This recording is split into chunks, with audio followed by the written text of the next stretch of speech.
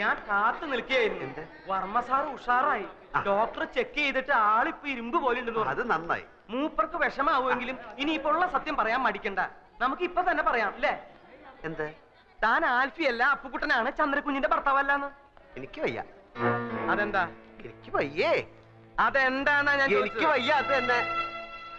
അപ്പൊ എന്താടാ നിന്റെ ഉദ്ദേശം? ഉദ്ദേശം പിന്നെ പറയാം. ഞാനാണ് ആൽഫി, ചന്ദ്രയുടെ ഭർത്താവ്. അത്രയും മനസ്സിലായോ? 14-ാം തീയതി ഞങ്ങൾ രജിസ്റ്റർ കച്ചേരിയിൽ വെച്ച് കല്യാണം കഴിച്ചു. തൽക്കാലം ഇതൊന്നും മാറ്റി പറയാൻ സൗകര്യമില്ല. അത് തന്നെ. നീയല്ലേ പറഞ്ഞ സത്യം പറയാൻ പോവാന്ന്? താനല്ലേ പറഞ്ഞ സത്യം പറയണ്ടെന്ന്? അതപ്പോ. എന്നാ ഇതിപ്പോ.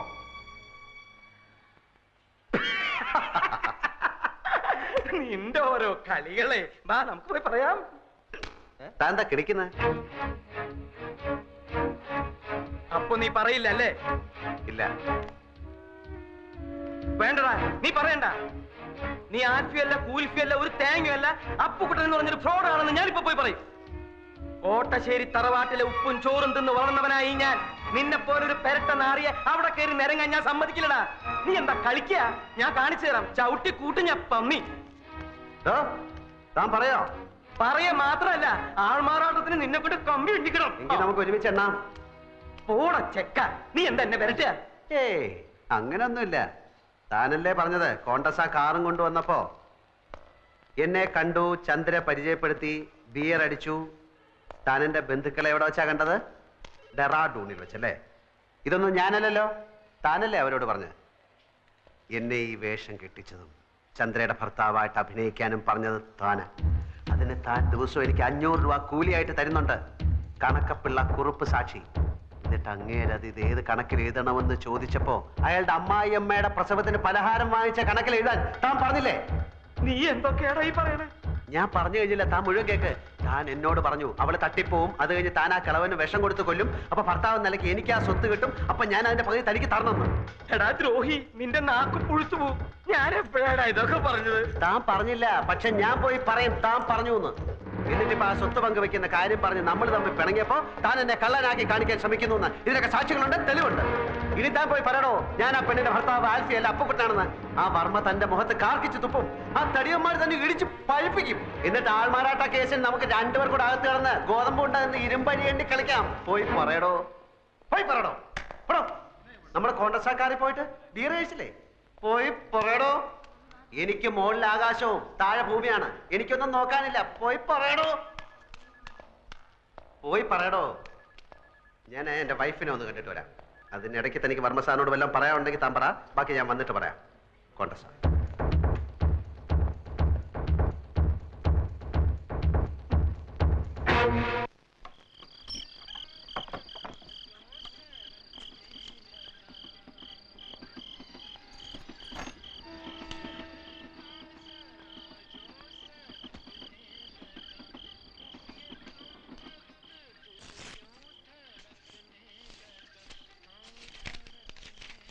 പ്രിയപ്പെട്ട ഏട്ടന്, ഏട്ടൻ എന്നാ ഇങ്ങോട്ട് വരുന്നത്? ഇവിടുത്തെ കാര്യങ്ങൾ കഷ്ടമായിക്കൊണ്ടിരിക്കുകയാണ്. എൻ്റെ കാതിലെ കമ്മൽ ഇന്നലെ വിറ്റു. കോടതി ഇന്നലെ വേനൽ അവധിക്ക് അടച്ചു. തുറന്നിട്ടേ വിധി വരൂ. അച്ഛന് ഊണും ഉറക്കവുമില്ല. ചിലപ്പോൾ ഒറ്റയ്ക്കിരുന്ന് കരയുന്നത് കാണാം. എന്നും ചേട്ടൻ എപ്പോഴാ വരുന്നതെന്ന് ചോദിക്കും. ഒരു സമാധാനത്തിനെങ്കിലും ഒരു എഴുത്ത് അച്ഛൻ എഴുതണം.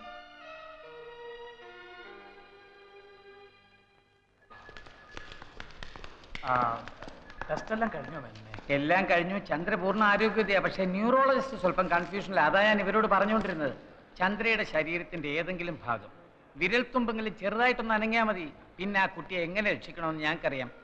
അതുവരെ ഒരു പെർഫെക്റ്റ് ഡയഗ്നോസിസ് പ്രയാസമാണ്. ഞാൻ പറഞ്ഞില്ലേ, അവർക്ക് സ്നേഹവും പ്രതീക്ഷയും ധൈര്യവും കൊടുക്കുക. അത് ഹസ്ബൻഡിന്റെ കടമ. All the best. ഓക്കെ. തന്നോടൊരു കാര്യം പറയാൻ മറന്നു. ലേഹയുടെ ഫോൺ ഉണ്ടായിരുന്നു, അവള് വരുന്നു. ആൽഫിയെ അന്വേഷിച്ചു. കുട്ടിയുടെ മോള് നിങ്ങൾ തമ്മിൽ നേരത്തെ പഠിച്ചോളൂ. പിന്നെ അവളല്ലായിരുന്നു ഇവരുടെ കല്യാണത്തിന് സപ്പോർട്ട്. ഞാൻ മോളെ കണ്ടിട്ട് വരാം.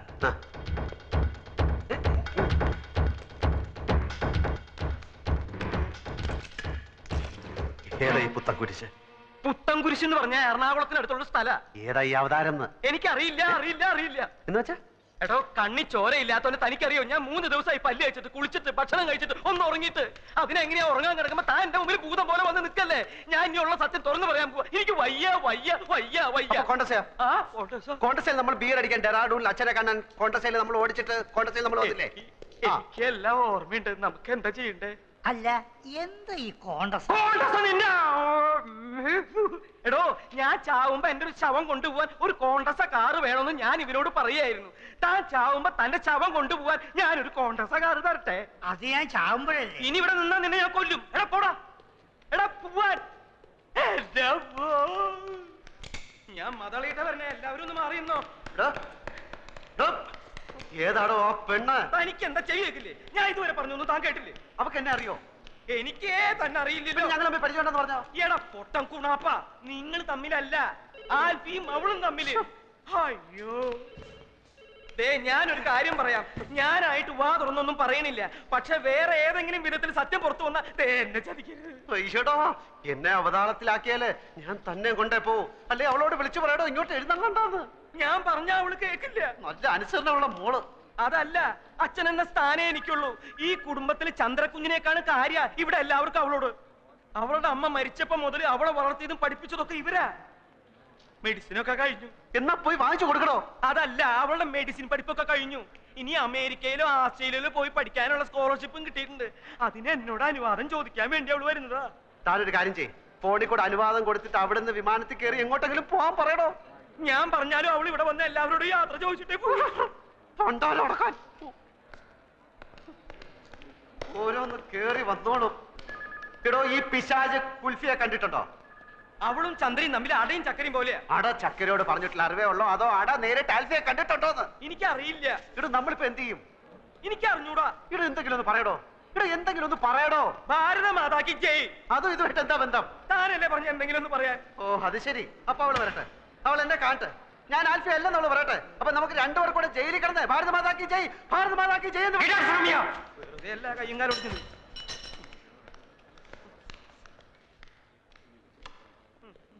ഞാനൊരു വഴി കണ്ടുവച്ചിട്ടുണ്ട്. കുറച്ച് വിഷം മേടിച്ചത് എന്റെ പോക്കറ്റിലുണ്ട്. തീരെ നിവൃത്തിയില്ലാതെ വന്നാൽ ഞാൻ അത് തന്നെ തിന്നും. താൻ തന്നെ തിന്നാൻ വരട്ടടോ. ഞാനൊരു വഴി കണ്ടുവച്ചിട്ടുണ്ട്. വരട്ടെ, വരുന്നിടത്ത് വെച്ച് കാണാം. തന്റെ മോൾ ആളെങ്ങനാടോ? എന്താ സയൻസ്? എടോ അവളുടെ സ്വഭാവ വിശേഷ സവിശേഷ ഗുണഗണങ്ങൾ എങ്ങനെയാണ്, എങ്ങനെ ഹാൻഡിൽ ചെയ്യണമെന്ന് അറിയാനാണ്. ആ അത് വേണമെങ്കിൽ പറഞ്ഞു തരാം.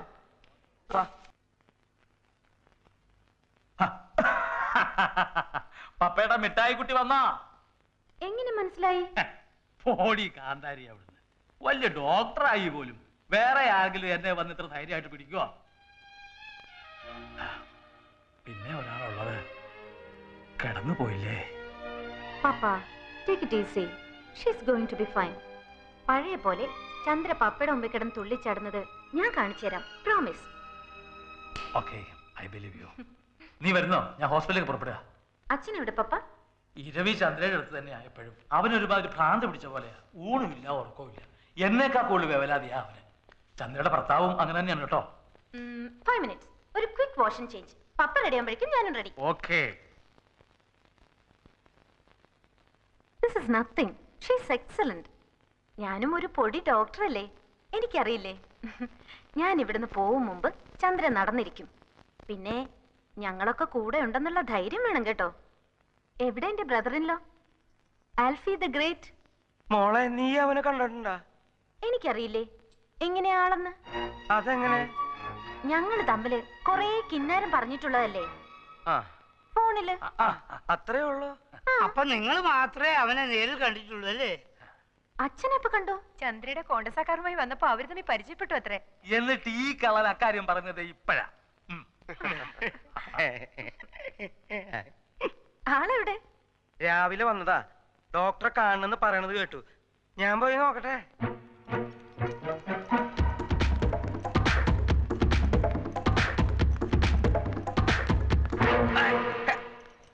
എന്റെ അമ്മേ, തൽക്കാലം രക്ഷപ്പെട്ടു. അവളെ ആളെ കണ്ടിട്ടില്ല. ബാക്കി ഞാൻ നോക്കിക്കോളാം. താനൊന്ന് നിന്ന് തന്നാ മതി. വാടോ, നിന്ന് തന്നാ മതി. ആ എത്തില്ലോ.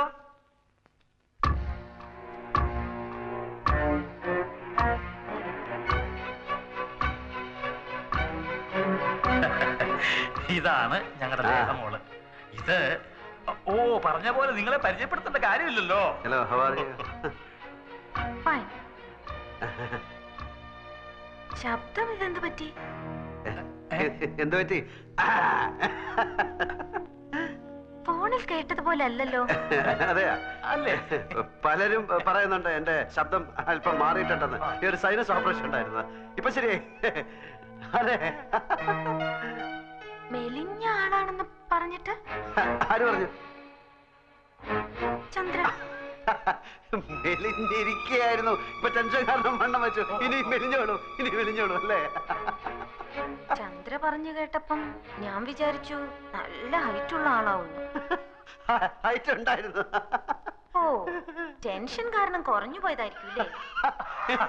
ലേഹ വളരെ ജോളിയാണല്ലോ. പിന്നെ എന്തൊക്കെ പറഞ്ഞു? ചന്ദ്ര പറഞ്ഞു കേക്കട്ടെ. നീണ്ട മുടിയാണ് ആൽഫിക്കുന്നാണല്ലോ ചന്ദ്ര പറഞ്ഞത്. മുടി നമ്മുടെ ഇഷ്ടത്തിന് നീട്ടുകയോ കുറയ്ക്കുകയോ കൂട്ടുകയോ ഒക്കെ ചെയ്യാലോ. ഇനി ഒന്നും ചോദിക്കണ്ട. ഒരു മിനിറ്റ്. എന്തൊക്കെ പുളുവാ ചന്ദ്ര ഈ പറഞ്ഞു കൊടുത്തിരിക്കുന്നത്? ഞാൻ ഇവളോട് പറഞ്ഞതാണ് ഇങ്ങനെ ഒന്നും പറയണ്ടെന്ന്.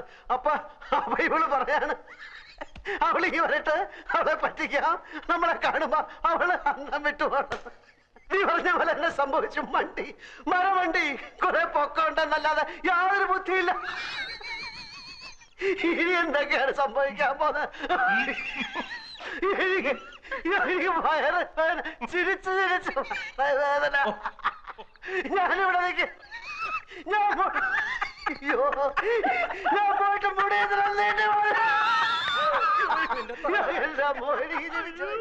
ഇന്നലെ ഒരു തമാശ ഞാൻ കേട്ടു.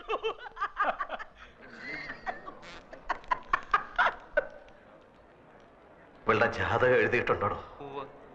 തന്റെ അവസാനം ഇവള് കാരണമാണെന്ന് അത് എഴുതിയിട്ടുണ്ടോ? എഴുതിയിട്ടുണ്ടാവും. താനെടുത്ത് വെച്ചൊന്ന് വായിച്ചു നോക്ക്. എന്തിനാണോ ഇങ്ങനെയുള്ളതിനൊക്കെ ഉണ്ടാക്കുന്നത്? ലേഖയുടെ ഒരു സ്വപ്നമല്ലേ ഇരവി മാമൻ സമ്മതിക്കും. വിസയ്ക്ക് അപ്ലൈ ചെയ്തിട്ടാ ഞാൻ വന്നിരിക്കുന്നേ. അച്ഛൻ വേണ്ടാന്ന് പറഞ്ഞ ഞാൻ പിന്നെ പപ്പയോട് മിണ്ടൂല. ഈ പെണങ്ങണ്ട, ഇരവിയോട് ഞാൻ സംസാരിക്കാം. ഈ നടപ്പ് ഏതായാലും കൊള്ളാം. കൊറേ നാളായല്ലോ വർമ്മ സാറിന്റെ ദേഹമൊക്കെ ഒന്ന് അനങ്ങിയിട്ട്. തന്നോട് ഒരു കാര്യം പറയാനുണ്ടായിരുന്നു. എന്താ? ലേഖയുടെ കാര്യമാ. അവള് പുറത്തു പോയി പഠിക്കണ കാര്യമാണെങ്കിൽ പറയണ്ട. അതെന്താ? എന്റെ ഡോക്ടർ സാറേ, ഈ സായിപ്പ്മാരെന്ന് പറഞ്ഞ ഒരു സംസ്കാരമില്ലാത്ത ആൾക്കാരാ. ചുമ്മാ ഹലോ എന്ന് പറഞ്ഞാ അപ്പ പിടിച്ച് ഉമ്മ വെക്കും. അങ്ങനെ ഇപ്പൊ എന്റെ മോളെ കണ്ണി കണ്ട സായിപ്പ്മാര് ഉമ്മ വെക്കുന്നത് എനിക്ക് ഇഷ്ടല്ല. തന്നോട് ആരാ ഇതൊക്കെ പറഞ്ഞത്? ഇന്നാളെ ഏതോ ഒരു രാജ്യത്തെ പെൺ പ്രധാനമന്ത്രി വേറെ ഏതോ ഒരു രാജ്യത്തെ ആൺ പ്രധാനമന്ത്രി കെട്ടിപ്പിടിച്ച് ഒരു ഉമ്മ. വൃത്തികെട്ടവന്മാര് വെറുതെ കണ്ട അപ്പൊ ഉമ്മ വെച്ച് കളിക്കുക. എനിക്ക് പേടി ഇത് ഇന്ത്യയിലും അങ്ങനെ വരൂ. വന്നാ ഞാൻ സമ്മതിക്കൂല. എടോ, നമുക്കിഷ്ടമില്ലെങ്കിൽ ഒരു രാജ്യത്തും ആരും നമ്മളെ പിടിച്ച് ഉമ്മ വെക്കാൻ പോണില്ല. എന്റെ പെങ്ങൾ അമ്മുക്കുട്ടി അമേരിക്കയിലല്ലേ? അവളെ ആരെങ്കിലും പിടിച്ച് ഉമ്മ വെച്ചായിട്ട് എനിക്കറിയാവോ? അതേടോ രവി, വളരെ മിടുക്കരായിട്ടുള്ള 1-2 പേർക്ക് മാത്രം കിട്ടുന്ന സ്കോളർഷിപ്പായത്. അത് അവർക്ക് കിട്ടിയതിൽ നമ്മൾ സന്തോഷിക്കണം. അവളുടെ ഏറ്റവും വലിയ ആഗ്രഹമായിരുന്നു. തന്റെ മാത്രമല്ല, എന്റെ മോളെ അവള് നമ്മളായിട്ട് എതിർക്കാൻ പാടില്ല. എല്ലാവരും കൂടെ തീരുമാനിച്ചാ പിന്നെ ഞാൻ ഒപ്പിട്ടല്ലേ പറ്റൂ.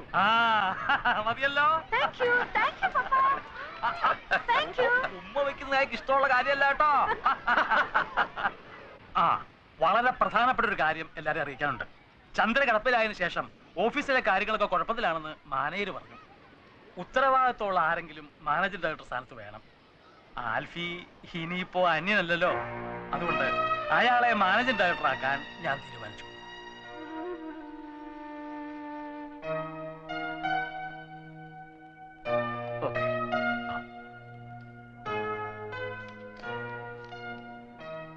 വേറെ ആരെയുമല്ല, എന്റെ മകളുടെ ഭർത്താവിനെ തന്നെയാണ് ഞാൻ ബിസിനസ് കാര്യങ്ങൾ വിശ്വസിച്ചേൽപ്പിക്കുന്നത്. വേറെ ആരെയാ ഞാൻ വിശ്വസിക്കേണ്ടത്?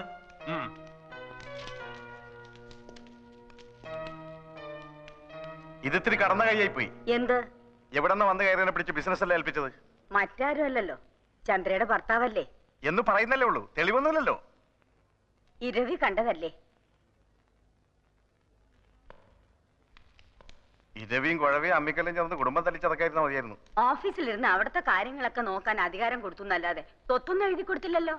ഇതെങ്ങാനും ചത്തുപോയാ ഉള്ളതെല്ലാം വാരിക്കൊണ്ട് അവൻ പോവും. വെറുതെ അതും ഇതും പറയാതെ അവളെല്ലാം കണ്ടോണ്ടും കേട്ടോണ്ടും കിടക്കുക. ചന്ദ്ര കേക്കട്ടെ, ഉള്ളതല്ലേ പറയുന്നത്. എനിക്ക് അവനെ കണ്ടിട്ട് തീരെ പിടിക്കുന്നില്ല. നിന്റെ പോലീസ് കണ്ണ, അതിന്റെ കുഴപ്പാ. ഒന്ന് ഞാൻ പറയാം, കാര്യങ്ങൾക്കെല്ലാം വ്യക്തമായ ഒരു തീരുമാനം ഉണ്ടാകാതെ നമ്മൾ ആരും ഇവിടുന്ന് പോകുന്നില്ല. വിരലടയാളം മതിയോ? കയ്യൊപ്പ് വേണ്ടേ? ഇടോ കൈകൊണ്ട് ഒപ്പിടാൻ വയ്യാത്തത് കൊണ്ടാണ് വിരലടയാളം എടുത്തത്. ആൽഫിയെ മാനേജിംഗ് ഡയറക്ടറായി അപ്പോയിന്റ് ചെയ്തിട്ടുള്ള അവളുടെ ഓർഡറാണിത്. ഇത് ഇന്ന് തന്നെ ഓഫീസിൽ കൊടുക്കണം. കോപ്പി എടുത്ത് എല്ലാ ബാങ്കുകൾക്കും അയച്ചു കൊടുക്കണം. ഇത് പിടിക്കേ.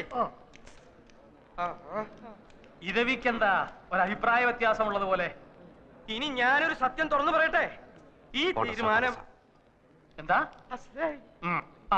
അപ്പൊ നാളെ തന്നെ ആൽഫി ഓഫീസ് ജോയിൻ ചെയ്യണം. നാളെ പിന്നെ എതിർത്തൊന്നും പറയരുത്. നിങ്ങളുടെ കാര്യത്തിൽ ആദ്യമായിട്ട് ഞാൻ എടുക്കുന്ന തീരുമാനമാണിത്. ഇപ്പൊ തന്നെ വിളിച്ചു പറഞ്ഞേക്കാം ഓഫീസിലേക്ക്. എന്റെ പേഴ്സ് എടുക്കാൻ മറന്നു. എനിക്ക് 1000 റുപ്പീസ് വേണമല്ലോ. അത് നീ നിന്റെ വീട്ടിൽ പോയി എടുത്താൽ മതി. കോണ്ടസയുടെ കീ എടുക്കാൻ ഞാൻ മറന്നു. കോണ്ടസയുടെ കീ എടുക്കാൻ ഞാൻ മറന്നുപോയി. എന്താടാ മരപ്പെട്ടി നോക്കി നിക്കണേ? 1000 രൂപ എടുത്ത് ഇയാളുടെ അണ്ണാക്കിലേക്ക് തിരികെ. അല്ല, ഇതിപ്പോ ഏത് കണക്കിൽ എഴുതുന്നത്? എന്റെ അമ്മൂമ്മയുടെ 16 അടിയന്തരം നടത്തി എന്നുള്ള കണക്കിലങ്ങടെ എഴുതിയാ മതി.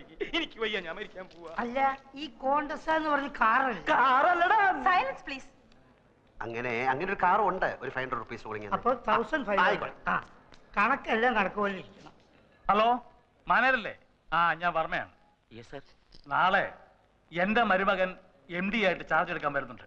ആൽഫ്രഡ് ഫെർണാണ്ടസ് എന്നാണ് പേര്. ആൽഫി എന്ന് വിളിക്കും. അയാൾക്ക് ബിസിനസ് വലിയ പരിചയമുള്ള ആളല്ല. എല്ലാം വിശദമായിട്ട് പറഞ്ഞു കൊടുക്കണം.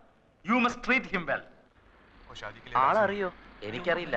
ആൽഫ്രഡ് ഫെർണാണ്ടസ് എന്നാണ് പേര്. ആൽഫി എന്ന് വിളിക്കും. 10:30 എത്തുന്നാണല്ലോ മുതലാളി പറഞ്ഞത്.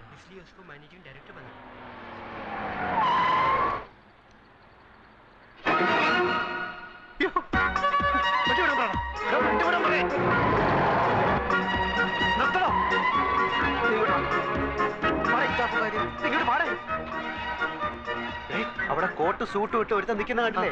അവനാ എന്റെ അളിയൻ, അവിടുത്തെ മാനേജർ. ഞാനീ മാങ്ങാത്തൊരു ഓർത്തുമില്ല. MD എന്നും പറഞ്ഞ് ഞാനിപ്പോ അവിടെ കയറി ചെന്നാൽ അതോടെ തീരും ഇവിടുത്തെ ചുറ്റിക്കളി. വൈകുന്നേരം വരെ വെള്ളം കോരിട്ട് വൈകിട്ട് കലവിട്ട് ഉടക്കണോടാ. അപ്പൊ പിന്നെ എന്ത് ചെയ്യും? ആൽഫി എന്ന് പറഞ്ഞു ഒരുത്തൻ അവന്മാര് കണ്ടിട്ടില്ല. അതുകൊണ്ട് നീ ആ വേഷം കെട്ടിയാ മതി. അയ്യോ, അവന്മാരെ കണ്ടുപിടിച്ചില്ല. വാ തുറന്ന് ഒരു അക്ഷരം മിണ്ടായിരുന്നാ മതി. എന്ത് ചോദിച്ചാലും ഗമയിൽ തട്ടി മുളിക്കണം. ഫയൽ വല്ല ഒപ്പിട്ടാൻ കൊണ്ടുവന്ന് കഴിഞ്ഞാൽ വീട്ടിൽ കൊണ്ടുപോയി പഠിച്ചിട്ട് തരാമെന്ന് പറഞ്ഞ് എന്റെ കൊണ്ട് തന്നാ മതി. ബാക്കി ഞാൻ നോക്കണം. നമ്മളെ കണ്ടാൽ MD ആയിട്ട് തോന്നുന്നു. നിന്നെക്കാട്ടിലും വിവരം കേട്ടവന്മാർ MDകളായിട്ട് പല സ്ഥലത്തിരിപ്പുണ്ട്. അതുകൊണ്ട് നീ അതിനെപ്പറ്റി ഒന്നും ആലോചിക്കണ്ട. പക്ഷേ നീ ഇങ്ങനെ പോയാൽ ശരിയാവില്ല. നീ ഷർട്ട് അകത്തോട്ടെടുത്ത് ദൂരെ. എന്താന്നാണ് ഇത്? കൊല വഴിപ്പിക്കാൻ ചാക്കി കെട്ടി വെച്ചിരിക്കുന്ന.